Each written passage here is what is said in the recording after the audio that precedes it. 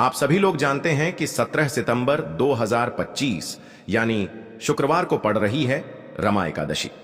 और दोस्तों, यह वह तिथि है जो कार्तिक मास में पड़ने वाली सबसे बड़ी तिथि रमा एकादशी है और इसका बहुत ही बड़ा और विशेष महत्व होता है। पूज्य गुरु जी ने कहा है कि अगर कभी भी मौका लग जाए तो आप लोगों को पीपल के पत्ते पर राम लिखकर बहुत छोटा सा उपाय करना है। इन दोनों का संयोग बहुत ही कम आता है। इसी के साथ में गुरु जी ने अपनी शिव पुराण कथा में बताया है कि इस दिन आपको एक पीपल के पत्ते पर राम वाला उपाय तो आपको अवश्य ही करना चाहिए, क्योंकि ऐसा दिन पूरे साल में सिर्फ एक ही बार आता है। और दोस्तों, आप सभी लोग जानते हो कि शुक्रवार का अगर सबसे बड़ा कोई उपाय है तो वह पीपल के पत्ते पर राम वाला उपाय। तो दोस्तों, शुक्रवार एकादशी के दिन आप लोगों को इस पीपल के पत्ते पर राम लिखकर बहुत छोटा सा उपाय करना है। बहुत सारे लोग होंगे जिन लोगों ने इस उपाय को ना किया हो, मतलब पूरा साल निकल गया, उन्होंने किसी भी दिन इस पीपल के पत्ते पर राम वाला उपाय को ना किया हो। पर दोस्तों, आपके पास एक आखिरी मौका बचा हुआ है जो कि 17 सितंबर 2025 शुक्रवार एकादशी के दिन है। इस दिन आप लोगों को इस वाले उपाय को जरूर कर लेना है, भले ही आपने पूरे महीने भर इस उपाय को ना किया हो। पर अगर आपने इस कार्तिक महीने के शुक्रवार एकादशी के दिन अगर इस वाले उपाय को कर लिया तो आपको इस उपाय को करने का वह फल मिलेगा जिसकी आपने कभी कल्पना भी नहीं करी होगी। इसीलिए आप लोग इस वाले उपाय को एक बार जरूर कर लेना है ताकि आप लोगों के हाथ से यह मौका ना जा सके और आपको इस उपाय को करने का फल मिल सके। दोस्तों, यह उपाय पंडित जी ने अपनी अभी की ही श्री शिव महापुराण की कथा में बताया है, जो कि इस उपाय को आज हम आपको बहुत अच्छे से समझाने वाले हैं। इस वीडियो को देखने के बाद इस उपाय को समझने के लिए आपको कोई और वीडियो को देखने की जरूरत नहीं पड़ेगी। तो चलिए दोस्तों, उपाय को शुरू करते हैं। देखिए, इस कार्तिक महीने के शुक्रवार एकादशी का दिन यह इतना खास होता है, इतना महत्वपूर्ण होता है। देखा गया है कभी कभी बड़े बड़े पूजा पाठ अनुष्ठान से जो मनोकामना पूर्ण नहीं होते, वह इस कार्तिक महीने की शुक्रवार एकादशी के दिन एक छोटे से उपाय करने से ही आपकी मनोकामना पूर्ण हो जाती है। और बहुत सारे लोगों ने इस उपाय को किया भी है और उनको इस उपाय को करने का फल भी जरूर मिला है। अगर आप लोग भी इस उपाय को करना चाहते हैं तो आप इस उपाय को पहले अच्छे से समझ लेना, सुन लेना, उसके बाद करना। आपको इस उपाय का फल जरूर मिलेगा और इस उपाय को कर लेने से आपके घर में चाहे किसी भी प्रकार की दुख और समस्या क्यों ना चल रही हो, आपको उसका कारण भी नहीं पता है कि भाई यह समस्या किस कारण से चल रही है। उसका कुछ भी कारण हो सकता है, जैसे पितृदोष हो सकता है या किसी भी तरह का मंगल दोष भी हो सकता है। तो इस दिन आप लोगों को यह वाला उपाय कर लेना है। यह एक ऐसा उपाय है जिस उपाय को अगर किसी विशेष दिन पर किया जाए तो भाई उस विशेष दिन का फल वह तो हमें मिलता ही मिलता है, पर हमने उस दिन पर इस उपाय को किया है तो हमें उससे भी बड़ा फल मिलता है और फल बहुत जल्दी मिलता है, क्योंकि आप इस उपाय को बहुत ही बड़े और विशेष दिन पर कर रहे हो। तो चलिए अब उपाय के बारे में बात करते हैं, लेकिन उससे पहले आप लोगों को यह जानना आवश्यक है कि आखिर यह उपाय किस समय करना है, किसको करना है और कैसे करना है। तो चलिए हम आगे आपको वीडियो में एक एक करके बता देते हैं। लेकिन उससे पहले अगर आप लोग हमारे चैनल पर पहली बार आए हैं या फिर मेरी आवाज आज पहली बार सुन रहे हैं तो हमारे चैनल को सब्सक्राइब जरूर कर लेना और इस वीडियो को लाइक करके कमेंट बॉक्स में जय श्री राम जरूर टाइप कर देना। तो दोस्तों, इस पीपल के पत्ते पर राम वाला उपाय को हमें इस शुक्रवार एकादशी के दिन कैसे करना है, किसको करना है, किस समय करना है और कहां पर करना है, ये सारे सवालों के जवाब आपको इस वीडियो में मिल जाएंगे। और जो यह वीडियो देखेगा भाई, उसको पीपल के पत्ते पर राम वाला उपाय जरूर करना चाहिए, क्योंकि इस दिन पीपल के पत्ते का भी बहुत ही बड़ा और विशेष महत्व होता है। आ जाए पीपल के पत्ते पर राम वाला उपाय की तो यह सोने पर सुहागा वाली बात हो जाती है और यह एक बहुत ही बड़ा उपाय हो जाता है इस शुक्रवार का। तो अब दोस्तों, इस पीपल के पत्ते पर राम वाला उपाय को आखिर करना किसको है, सबसे पहले हम लोग वह बात जान लेते हैं। तो देखो, घर की जो बड़ी माताएं बहनें होती हैं, उन माताओं बहनों में से कोई भी एक बड़ी माता बहन इस वाले उपाय को कर सकती है। और दोस्तों, अगर आप चाहे तो अपने घर में से सभी सदस्यों को भी इस उपाय को करवा सकते हैं। अगर किसी व्यक्ति की खुद की कोई मनोकामना है खुद की कोई दुख और परेशानी है जो कि वह अपने लिए ही करना चाहता है, इस वाले उपाय को तो वह खुद अपने लिए भी कर सकता है। बाकी अगर कोई घर में से ऐसा है जो कि अपने पूरे घर परिवार की सुख और शांति के लिए यह वाला उपाय करना चाहता है, तो भाई वह भी कर सकता है, उसमें भी कोई दिक्कत वाली बात नहीं है। कहने का मतलब यह है कि इस उपाय को हर एक सदस्य भी कर सकता है और पूरे घर परिवार के सदस्य के लिए घर की बड़ी माताओं बहनों में से कोई एक माता बहन भी कर सकती है। माताएं बहनें अगर घर में उपस्थित ना हो या वह यह वाला उपाय न कर पा रही हो, तो फिर घर का कोई बड़ा सदस्य भी इस पीपल के पत्ते पर राम वाला उपाय को कर सकता है, चाहे फिर वह पुरुष ही क्यों ना हो, उसमें कोई भी दिक्कत वाली बात नहीं है। उसके बाद में दोस्तों जो अगला प्रश्न निकल कर आता है वह यह आता है इस उपाय को लेकर कि आखिर इस उपाय को हमें किस समय करना है, सुबह के समय करना है कि शाम के समय करना है। तो देखो, इस वाले उपाय को आप लोग सुबह के समय भी कर सकते हो और शाम के समय प्रदोष काल में भी कर सकते हो। अब अगर आप पूछो लेंगे और इसी सिंदूर से इस पीपल के पत्ते पर आपको भगवान राम का नाम लिखना है। अब किससे लिखेंगे? माचिस की तीली ले सकते हैं, उससे लिख सकते हैं। किसी भी तरह से आपको भगवान राम का नाम इस पीपल के पत्ते पर लिखना है। लिख लिया, एक आपको चमेली के तेल का या सरसों के तेल का दीपक तैयार करना है और एक कोई भी आपको लेनी है मिठाई में। यहां पर आप बूंदी का प्रसाद ले सकते हैं, बेसन का लड्डू ले सकते हैं और अगर आप इमरती ले लेते हैं तो यह और भी उत्तम है। देखिए, इमरती का जो भोग होता है यह संकट मोचन हनुमान जी को बहुत ज्यादा प्रिय है। अब ये सारी चीजें लेकर आपको जाना है संकट मोचन हनुमान जी के मंदिर में। तो देखिए, सबसे पहले आपको संकट मोचन हनुमान जी के सामने यह दीप प्रज्वलित करना है जो आप लेकर के गए हैं, चाहे आपने चमेली के तेल का दीपक तैयार करा है या सरसों के तेल का।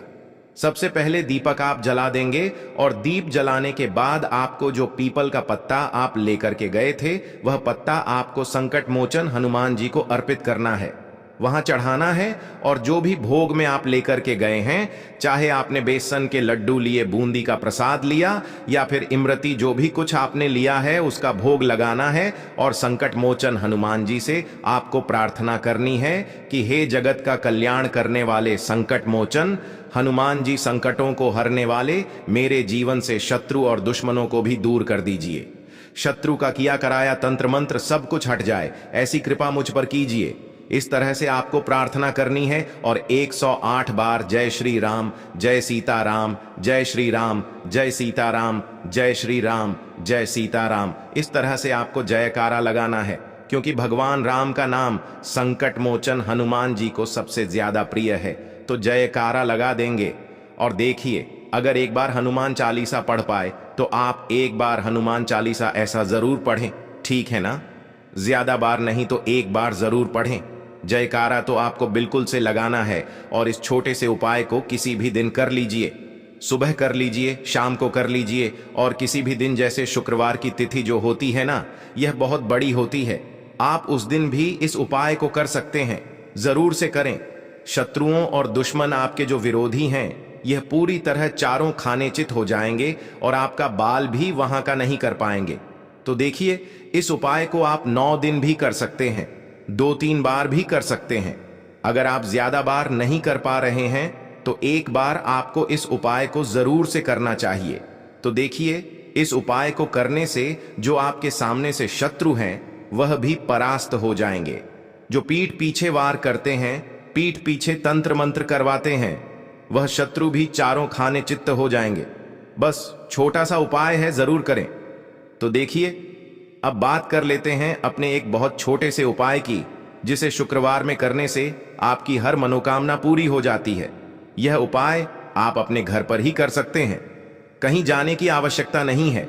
कोई भी ऐसी विश जो बहुत लंबे समय से अधूरी है, पूरी नहीं हो रही है, या धन को लेकर आप बहुत परेशान हैं, या घर में संकट कष्ट बहुत आते हैं, बीमारियां बहुत आती हैं, तो एक लाल पुष्प, जैसे कि गुलाब का फूल भी लाल होता है, आप जरूर से अपने घर के मंदिर में मां दुर्गा को अर्पित करें और एक देसी घी का दीपक लाल बाती का जलाकर मां का पूजन करें।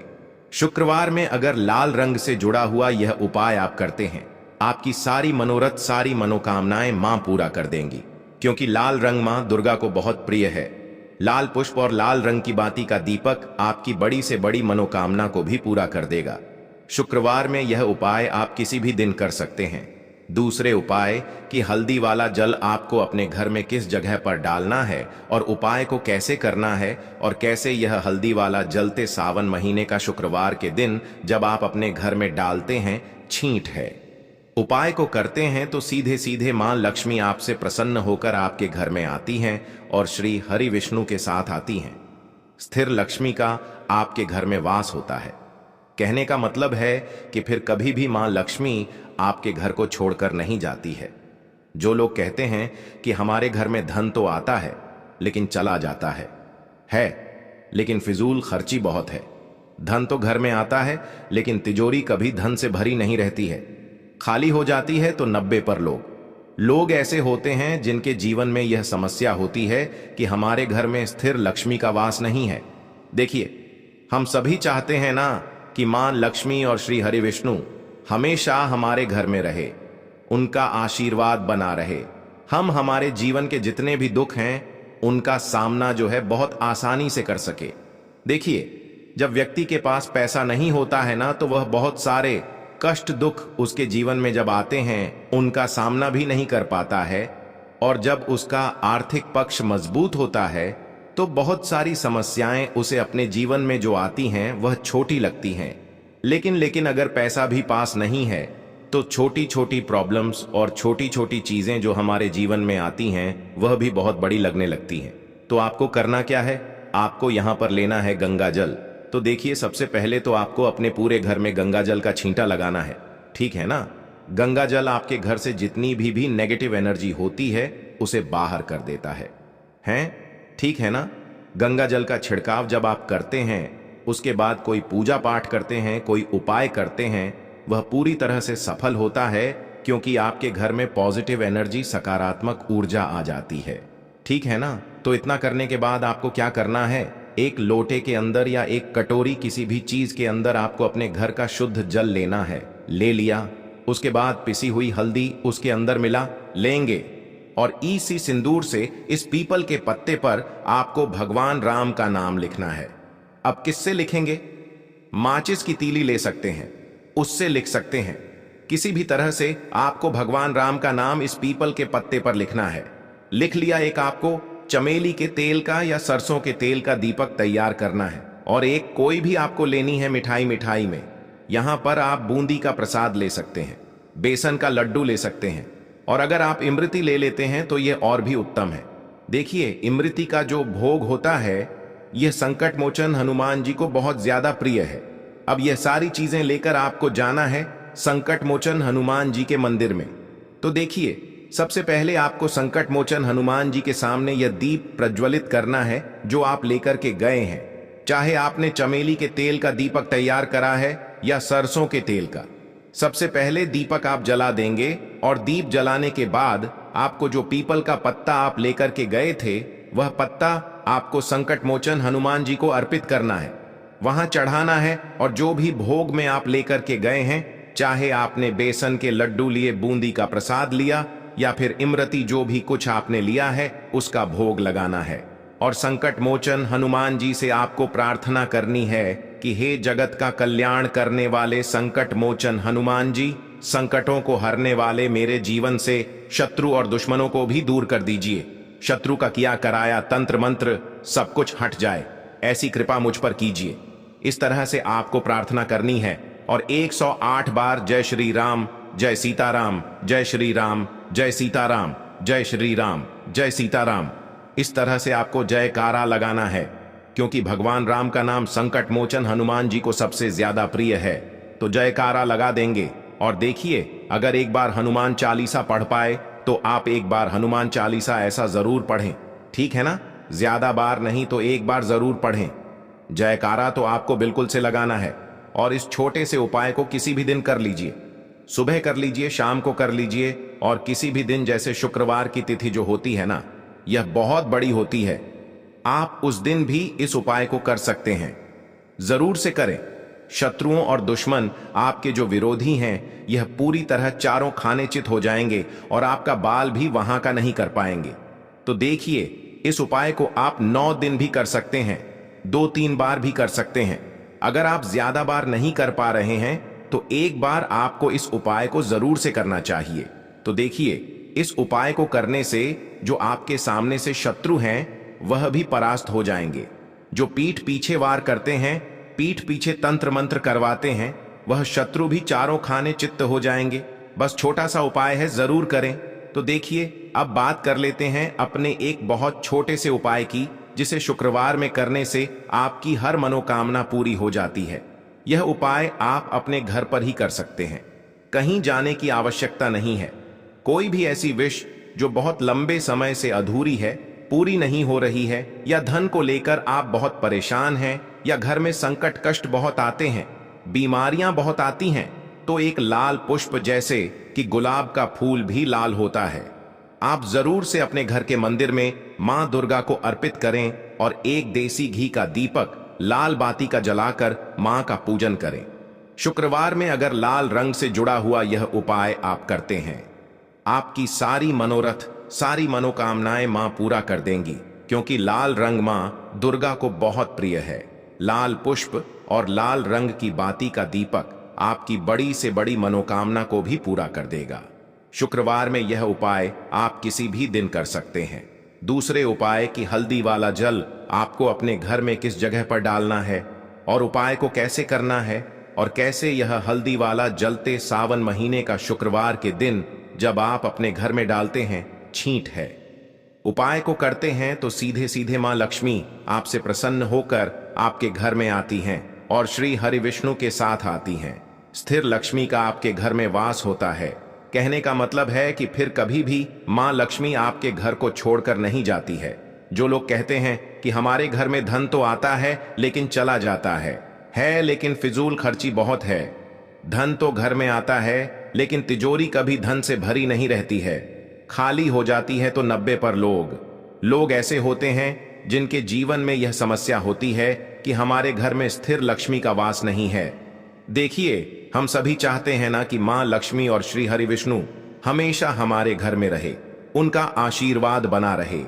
हम हमारे जीवन के जितने भी दुख हैं उनका सामना जो है बहुत आसानी से कर सके। देखिए, जब व्यक्ति के पास पैसा नहीं होता है ना, तो वह बहुत सारे कष्ट दुख उसके जीवन में जब आते हैं उनका सामना भी नहीं कर पाता है, और जब उसका आर्थिक पक्ष मजबूत होता है तो बहुत सारी समस्याएं उसे अपने जीवन में जो आती हैं वह छोटी लगती हैं। लेकिन अगर पैसा भी पास नहीं है तो छोटी छोटी प्रॉब्लम्स और छोटी छोटी चीजें जो हमारे जीवन में आती हैं वह भी बहुत बड़ी लगने लगती हैं। तो आपको करना क्या है? आपको यहां पर लेना है गंगा जल। तो देखिए, सबसे पहले तो आपको अपने पूरे घर में गंगा जल का छींटा लगाना है, ठीक है ना? गंगा जल आपके घर से जितनी भी नेगेटिव एनर्जी होती है उसे बाहर कर देता है, ठीक है ना? गंगा जल का छिड़काव जब आप करते हैं, उसके बाद कोई पूजा पाठ करते हैं, कोई उपाय करते हैं, वह पूरी तरह से सफल होता है, क्योंकि आपके घर में पॉजिटिव एनर्जी, सकारात्मक ऊर्जा आ जाती है, ठीक है ना? तो इतना करने के बाद आपको क्या करना है? एक लोटे के अंदर या एक कटोरी, किसी भी चीज के अंदर आपको अपने घर का शुद्ध जल लेना है। ले लिया, उसके बाद पिसी हुई हल्दी उसके अंदर मिला दी। जब हल्दी आपको मिलानी है, ठीक है ना? उस समय आपको श्री हरि विष्णु का ध्यान करना है।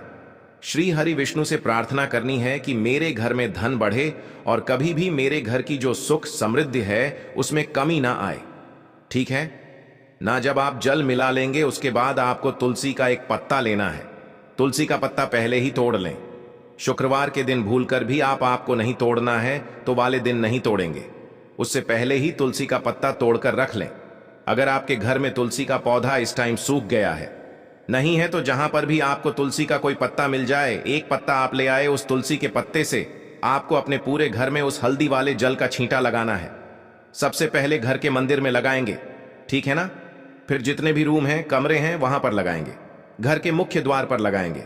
इस तरह से जब आप उपाय करते हैं तो आपके घर घर में कभी भी धन की कमी नहीं होती है, धन में वृद्धि होती चली जाती है और धन आपका हमेशा बढ़ता है। देखिए, अगर तुलसी का पत्ता आपको नहीं मिलता है, तब आप किसी भी छोटी सी पूजा वगैरह की जो चम्मच होती है उससे भी छींटा लगा सकते हैं। तो देखिए, जब भी आप अपने घर में शुक्रवार के दिन हल्दी के पानी का छींटा लगाते हैं तो इससे श्री हरि विष्णु मां लक्ष्मी के साथ आपके घर में आते हैं और स्थिर रूप से आते हैं। मतलब कभी भी आपके घर को वह छोड़कर नहीं जाते हैं। तो देखिए, हल्दी जो है यह जुड़ी है श्री हरि विष्णु से, आपकी कुंडली में गुरु को मजबूत करती है, आपके जीवन में सुख और सौभाग्य को खींच कर लाती है, धन को खींच कर लाती है, मां लक्ष्मी को प्रसन्न करती है। जिस तरह से हल्दी खाने का स्वाद बढ़ा देती है, बहुत बड़ी बड़ी बीमारियों को दूर कर देती है, उसी तरह से यह आपके जीवन को भी सुख से भर देती है, अगर के उपाय आप सही तरीके से कर लेते हैं। तो दोस्तों, ये थे पूज्य गुरुजी द्वारा बताए गए कुछ बहुत ही खास उपाय। अगर आपको जानकारी अच्छी लगी हो तो वीडियो लाइक करिएगा। दोस्तों, आज 17 सितंबर 2025 शुक्रवार रमा एकादशी के दिन करें एक चुटकी हल्दी वाला यह एक उपाय। भगवान भोलेनाथ जी के आशीर्वाद से जीवन के हर कष्टों से तुरंत मिल जाएगी, आपको मुक्ति, आपकी हर मनोकामना होगी पूरी और दोस्तों खुशियों से भर जाएगा, आपका घर बन जाओगे आप करोड़पति। क्योंकि दोस्तों, इस बार शुक्रवार रमा एकादशी के दिन बहुत सारे शुभ योगों का निर्माण हो रहा है जो कि कई वर्षों बाद आया है। इसीलिए दोस्तों, इस दिन का महत्व बहुत ही ज्यादा बड़ा होता है और इस दिन आप लोगों को यह एक चुटकी हल्दी वाला उपाय जरूर करना चाहिए, जो कि पंडित जी ने अपनी अभी की ही कथा में यहां पर बताया हुआ है। तो दोस्तों, इस उपाय को आपको कैसे करना है, कब करना है, कहां पर करना है और उपाय को करते समय आपको किन किन बातों का ध्यान रखना है, यह सारी जानकारी हम आपको इस वीडियो में देंगे। तो चलिए दोस्तों, वीडियो में आगे बढ़ते हैं। देखिए, यह दिन इतना खास होता है, इतना महत्वपूर्ण होता है। देखा गया है कभी कभी बड़े बड़े पूजा पाठ अनुष्ठान से जो मनोकामना पूर्ण नहीं होती है, वह आज 17 सितंबर 25 शुक्रवार रमा एकादशी के दिन एक छोटे से उपाय करने से ही आपकी सभी मनोकामना पूर्ण हो जाती है।